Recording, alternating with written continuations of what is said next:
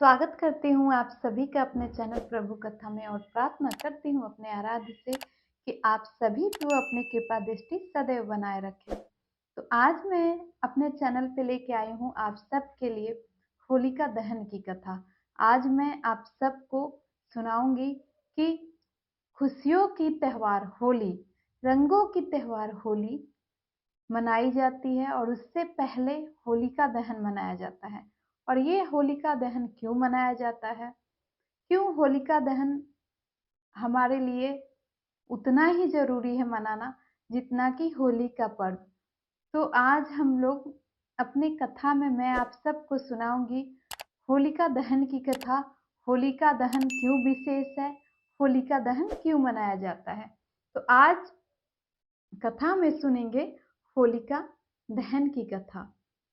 होलिका दहन से जुड़ी एक बहुत ही प्रसिद्ध कथा है जो आप सब ने सुन रखी होगी, और नहीं भी सुनी तो आज मैं आप सबको होलिका दहन की ये कथा सुनाने वाली हूँ। एक बहुत ही प्रसिद्ध दैत्य था, यानी एक बहुत ही प्रसिद्ध राक्षस था, हिरण्यकशिपु। हिरण्यकशिपु अपने अत्याचारों से इतना प्रसिद्ध हो चुका था कि उसके अत्याचार चारों तरफ फैल चुके थे। धरती, स्वर्ग, काश, पाताल, चारों दिशाओं में उसके अत्याचार फैल चुके थे।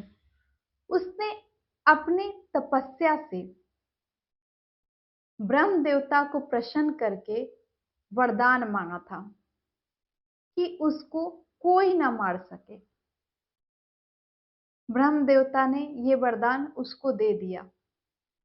लेकिन जैसा कि हम सब जानते हैं कि हर पाप का अंत होता है, हर बुराई का अंत होता है। तो हिरण्यकशिपु ने ब्रह्मदेव से वरदान मांगा था कि उसका अंत कोई ना कर सके, उसका अंत किसी भी हाल में ना हो।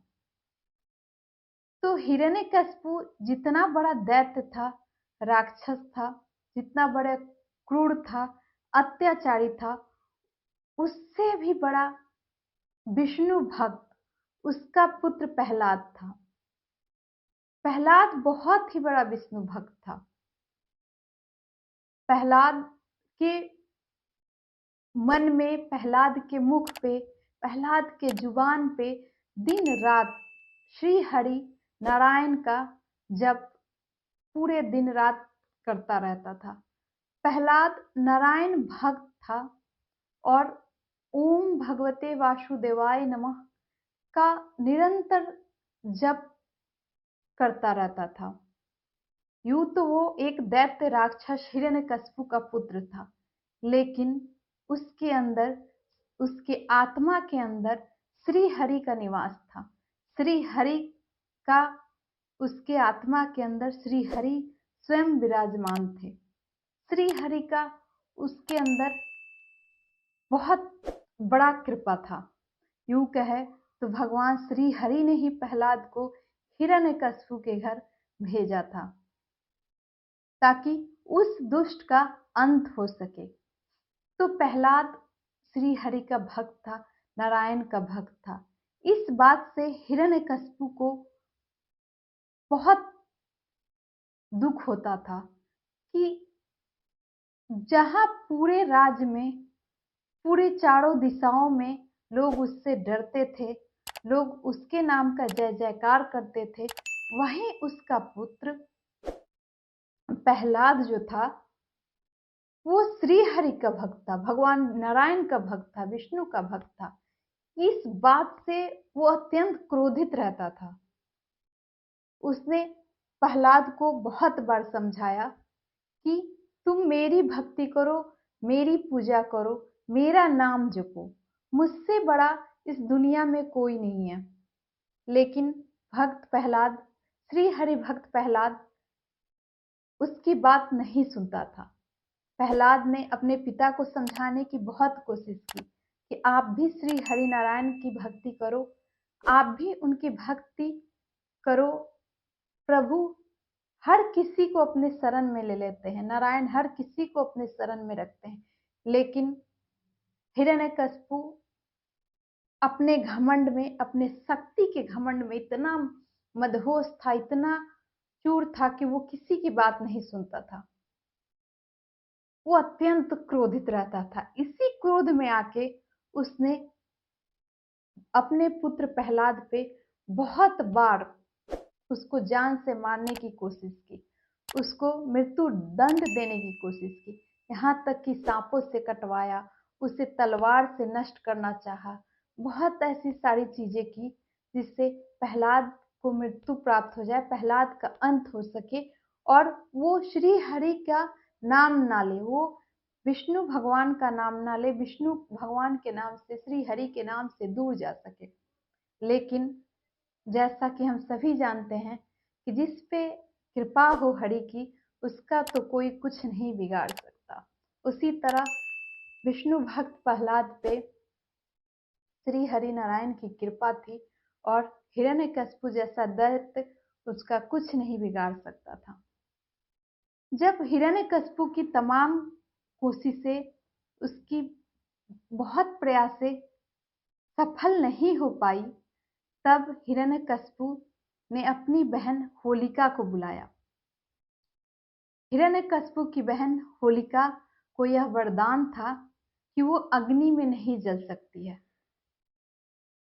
तो हिरण्यकशिपु ने अपनी बहन होलिका को बुलाया और होलिका से कहा कि तुम प्रहलाद को लेके अग्नि में बैठ जाओ, प्रहलाद जल जाएगा और तुम नहीं जलोगी, तुम उसे जला के भस्म कर दो। होलिका ने अपने भाई हिरण्यकशिपु को विश्वास दिलाया कि वो ऐसा करने के लिए तैयार है, वो प्रहलाद को जला देगी उस अग्नि में, लेकिन वो नहीं जल पाएगी।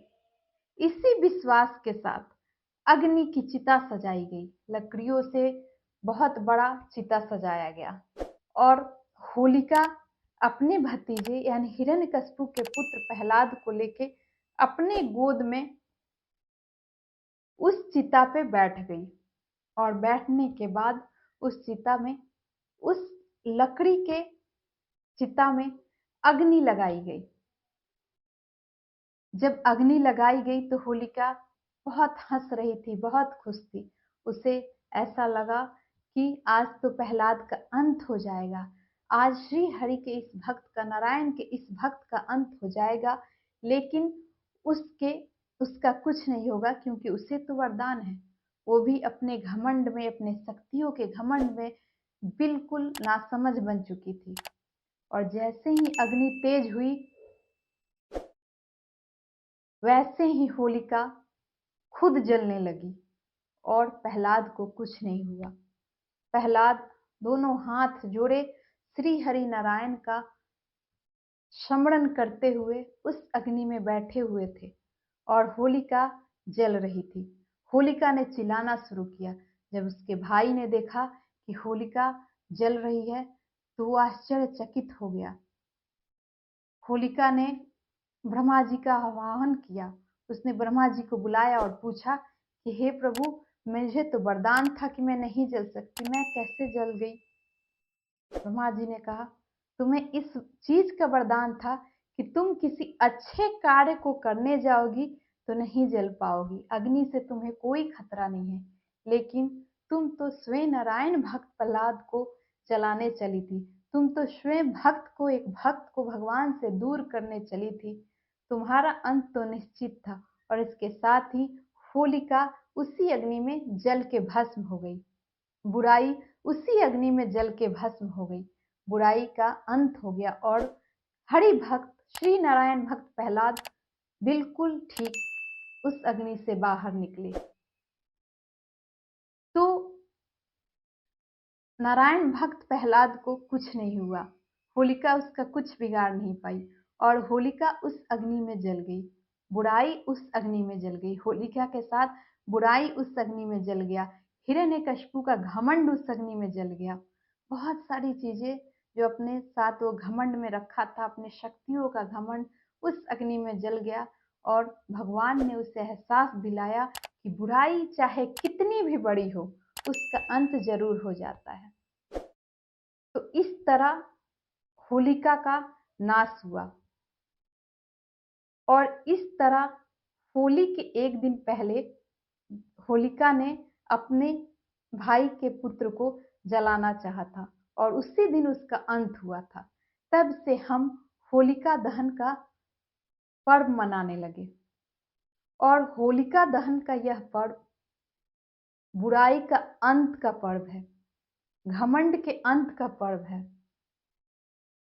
और तब से हम होलिका दहन के नाम पे होली से एक दिन पहले यह पर्व मनाते हैं, बुराई का अंत करते हैं, हर बुरी चीजों का अंत करते हैं होलिका दहन में। तो होलिका दहन का पर्व क्यों मनाया जाता है, इसके पीछे जुड़ी हुई कथा क्या थी, आज मैंने आप सबको अपने चैनल प्रभु कथा में ये सुंदर सी कथा सुनाई। मैं आशा करती हूँ आपको यह कथा बहुत अच्छी लगी होगी। श्री हरि नारायण की यह कथा और उनके भक्त प्रहलाद से जुड़ी यह कथा, होलिका दहन की यह कथा बहुत ही सुंदर है। होलिका दहन के दिन यह कथा अवश्य सुनें और होलिका दहन के दिन आप भी बुराइयों का, नकारात्मक चीजों का अंत करें, अपने अंदर की बुराइयों का अंत करें। तो आज मैंने आप सबको होलिका दहन की कथा सुनाई। आगे भी मैं अपने चैनल पे बहुत सारी कथाएं लेके आने वाली हूँ और आगे इससे पहले भी मैंने बहुत सारे वीडियो डाल रखी हैं, आप जरूर देखिए। भक्ति से जुड़ी ये कथा, भक्ति से जुड़ी ये वीडियो आपको अच्छा लगेगा। तब तक के लिए बोलती हूँ जय श्री राधे राधे।